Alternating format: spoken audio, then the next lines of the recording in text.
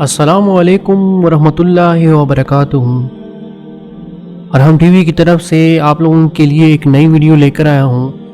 اس video پہ عمل کریں اور اپنے دوستوں اور رشتہ داروں کے ساتھ بھی اس کو شیئر کریں۔ بسم اللہ الرحمن الرحیم۔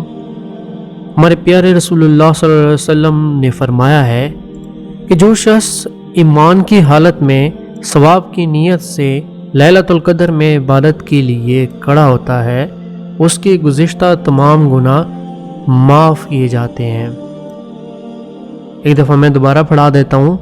رسول اللہ صلی اللہ علیہ وسلم نے فرمایا ہے کہ جو شخص ایمان کی حالت میں ثواب کی نیت سے لیلۃ القدر میں عبادت کے لیے کھڑا ہوتا ہے، اس کے گزشتہ تمام گناہ معاف کر دیے جاتے ہیں۔ یہ بہت ہی پیاری حدیث ہے۔